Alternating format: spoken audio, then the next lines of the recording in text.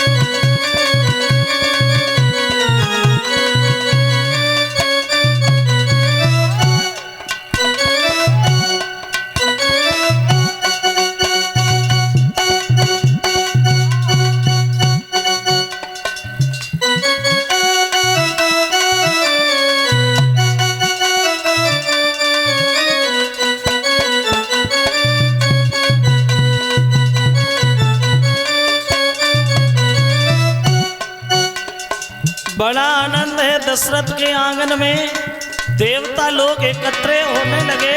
वो ऐसा ही भक्तो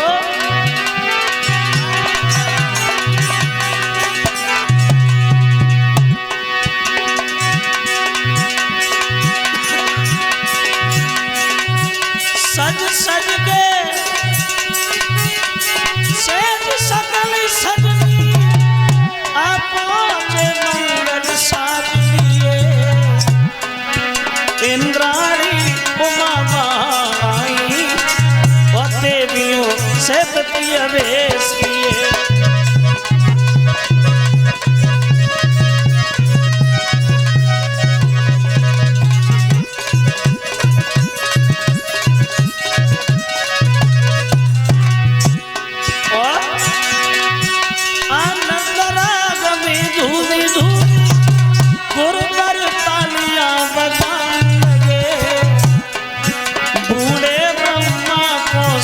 पड़ी तबे खड़े हाथ मत पाओ।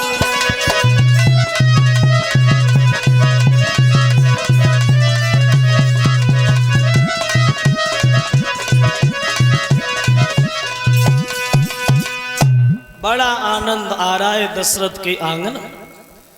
भोले बाबा इतने मगन हुए हैं जो डमरू हाथ में लिया औरतों के बीच में कूद पड़े और नाचना शुरू हो गए। अवतार तो हुआ राम का इस तरह से। अब सवाल ये है कि क्यों आए श्री राम, क्यों अवतार हुआ राम का।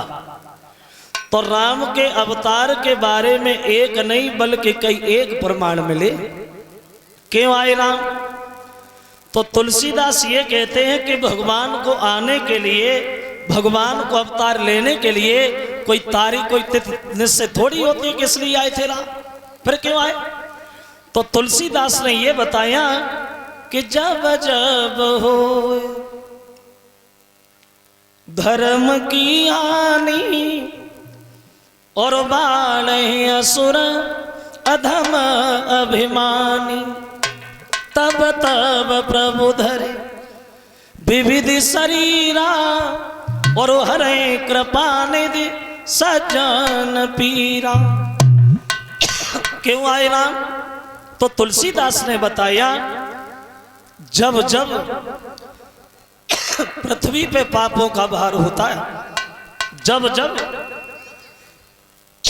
दीन दुखियों का तिरस्कार होता है, जब जब घोर अत्याचार होता है, बोले तब तब भगवान का अवतार होता है। क्यों आए राम,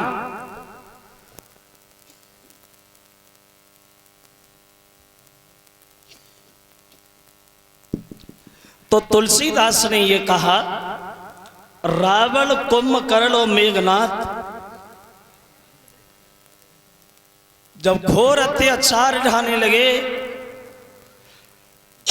तो उन्हीं का संहार करने के लिए प्रभु श्री राम को भूतल पे आना पड़ा।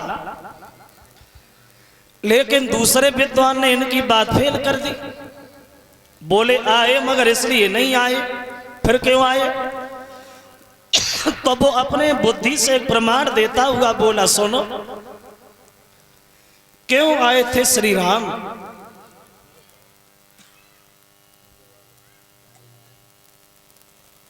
तो उन्होंने ये बताया कि ब्रह्मा जी के जो पुत्र हुए थे स्वामिमन, और इन स्वामिमन ने अपनी पत्नी शत्रुपा के साथ भगवान नारायण की बहुत कठिन तपस्या की।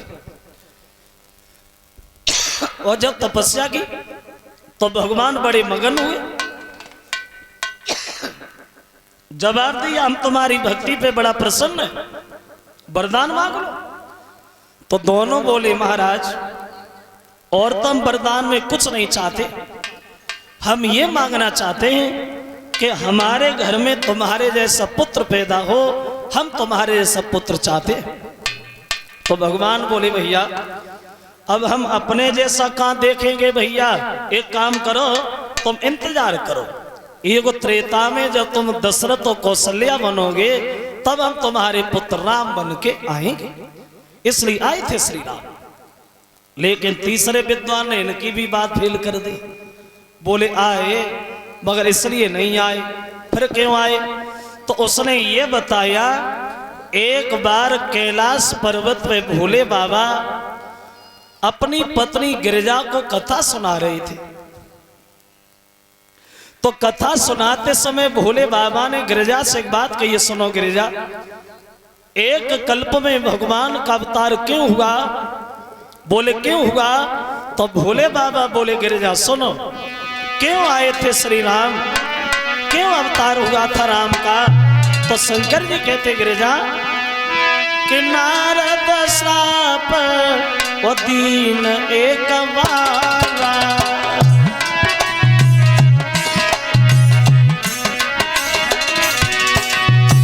क्यों आए राम? नारद श्राप दीन एक बारा,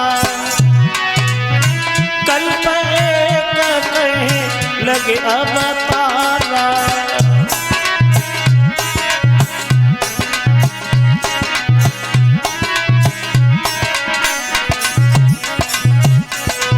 क्यों आए थे राम? तो भोले बाबा बोले, गिरिजा सुन, एक कल्प में अवतार इसलिए हुआ भगवान का कि नारद श्राप दीन एक बारा, और कल्प एक कहीं लगी अवतारा। एक कल्प में इसलिए अवतार हुआ क्योंकि नारद ने भगवान को श्राप दिया था।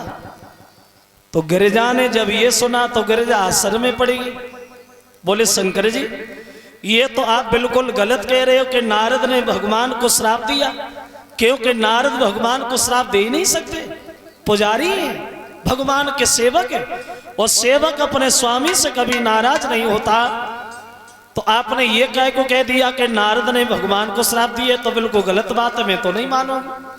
बोले गिरिजा मानना तो पड़ेगा, क्यों श्राप दिया? बोले सुनो, एक बार देवर्षि नारद ने मन में सोचा कि बीड़ा तो बहुत बजाया, चलो कुछ भजन ही हो जाए। तो उन्होंने हिमालय पर्वत पे ठहरे गए और भगवान का भजन करना शुरू कर दिया। और इन्होंने इतनी कठिन तपस्या की भगवान की, जो इनकी तपस्या को देख करके देवताओं का राजा इंद्र भी घबरा गया। और सोचने लगा इंद्र मन में, लगता है नारद ये महात्मा बन के अब नहीं रहना चाहते, अभी हमारी गद्दी छीनना चाहते, इंद्रासन छीनना चाहते, राजा बनना चाहते। और देखो इंद्र इसीलिए डरता था कहीं हमारी जो कुर्सी न चली जाए। पहले इंद्र का कोई टिकाऊ नाम नहीं था। इंद्र नाम की पहले पदवी हुआ करती थी, जैसे आजकल पद होता है प्रधान, प्रधानमंत्री, मुख्यमंत्री, एमएलए, एमपी, पहले से पद हुआ करते थे। पहले ये वोट नहीं पड़ते थे जैसे आजकल वोट पड़ते। पहले जो तपस्या में सफल हो जाता था वही देवता का राजा इंद्र बन जाता था। और जब कुर्सी की आस से खींचातानी ना रही है, बहुत दिन पहले से रही है। और जब कुर्सी जितनी बैठे हुए में ना टूट रही है, उतनी जब खींचातानी में टूट रही है। वो अपनी तरफ खींच रहा, वो अपनी तरफ खींच रहा, कैसे निकले सीट निकले। वैसे देखा होगा आप लोगों ने, वैसे ये लोग कभी गांव में घूमने को न आए और जब वोट पड़े को न मरवाए, फिर देखो गली गली चाल मार। नेतन की मीठी बात और जे वोट मांगे जोरे हाथ, और पीछे से जे मारे लात, कैसी राजनीति है। जे दबे को दबात जात और उठे को उठात जात, और भूल गए बतात मात, कैसी ये कुरीति है। और कहते हैं हजार बात और पूरी होवे न एक बात, और भाषण में न खावे मात, कैसी ये प्रतीति है। वैसे आज के राजाओं के भाषण सुने होंगे आप लोगों ने, आज के राजाओं के भाषण सुने होंगे। और आज के राजाओं ने सबने एक ही बात सीख ली, माइक पे खड़े होके अपने मुंह से अपनी बड़ाई करना, उसके अलावा कोई कुछ जानता ही नहीं। माइक पे खड़े हो गए और भाषण देना शुरू हो गए। हमारे इस प्रांगण में बैठे हुए सभी किसान व सभी मजदूर भाइयों, आज हम आप लोगों को देख करके आपका हार्दिक बंधन अभिनंदन कर रहे हैं। जय शब्द है सबके। अब भाषण शुरू। देखिए, हमसे पहले आए, आके चले गए, क्या किया? कुछ नहीं किया, लेकिन जो हमने किया उससे बच्चा बच्चा जानता है। हमने देखा तुम्हारे गांव में पानी की ज्यादा समस्या है, पिछली साल 8-10 नल लगवाए। किसने लगवाए? हमने। पुलिस की भर्ती हुई, तुम्हारे क्षेत्र के 5 लड़के निकलवाए। किसने निकलवाए? हमने देखा हमारे किसान भाइयों को आने जाने परेशानी हो रही, पूरे उत्तर प्रदेश में सड़कों का जाल बिछवा दिया। किसने बिछवाया? हमने। अब की बार अगर तुमने हमें भारी बहुमत से विजयी बनाया, अब की बार अगर तुमने हमें जिताया, तो हम पूरे उत्तर प्रदेश में गरीबी को नहीं छोड़ेंगे। नहीं, गरीबी से ज्यादा दुश्मनी।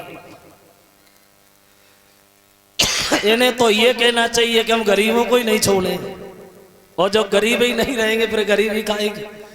वैसे पता है हमारे देश में अभी कितनी गरीबी?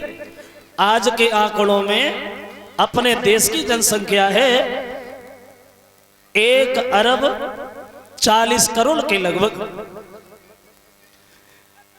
1 अरब 40 करोड़ के लगभग जनसंख्या है, और 52 अरब रुपया कर्जा है। लगा अंदाज? 1.25 अरब की जनसंख्या और 52 अरब रुपया कर्जा।